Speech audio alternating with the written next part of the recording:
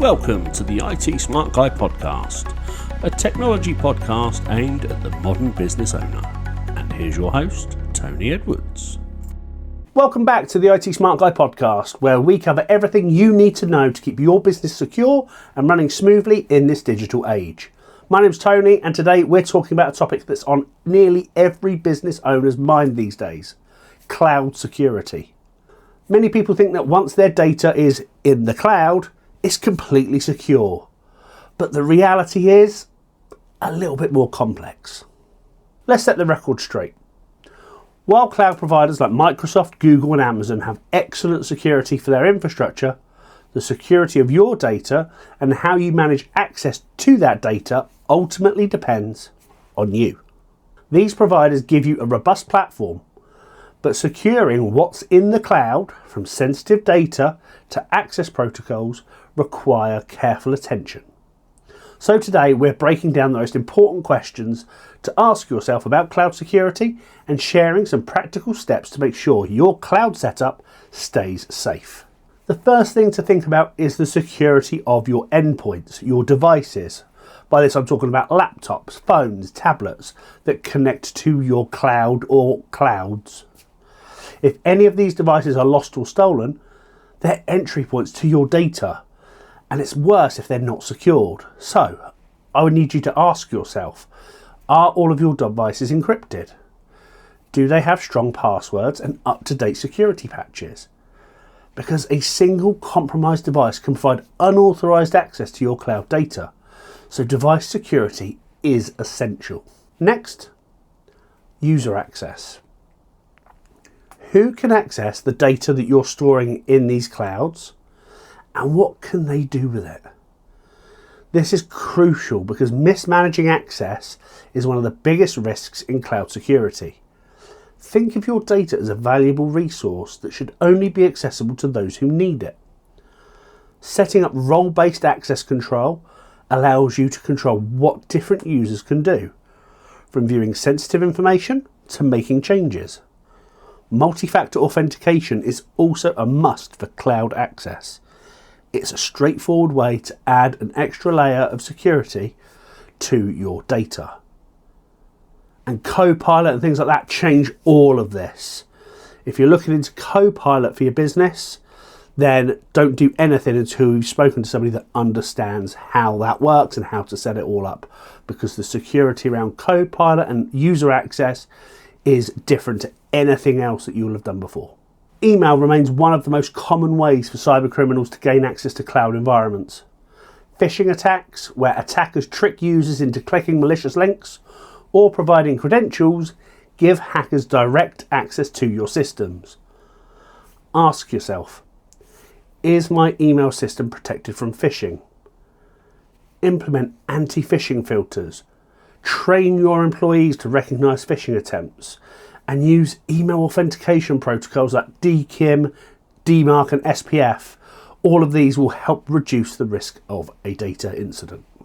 One of the best defences for protecting data in the cloud is encryption, which makes it harder for unauthorised users to read the data if they manage to access it. Encryption is especially important for sensitive data stored on mobile devices or transmitted over networks. Take a moment to check if your sensitive information is encrypted, both at rest, when it's stored in the cloud, and in transit, while it's being transmitted over networks. This way, even if attackers intercept your data, they won't be able to access its contents without the encryption key. Another often overlooked area is application access control. Many businesses will use multiple cloud-based applications, and each one potentially has access to your data. By managing which applications can interact with your data and by controlling their permissions, you can prevent unnecessary exposure. Review your application permissions. Do this periodically and make sure you're only authorizing applications that are essential to your business. And if you stop using something, at the next review period, you can remove it. So make sure you conduct regular audits to see which apps have access, and like I said, remove those ones that you don't need anymore. So often I see this when I go into a new business and they've got all of these apps linked to their Microsoft 365 instance, but they haven't used 3 or 4 of them for 2 or 3 years. Now let's talk about network security. Even if your data is stored in the cloud, your local network is a gateway that cyber criminals can exploit. Ensure your network is protected with strong firewalls and secure Wi-Fi protocols.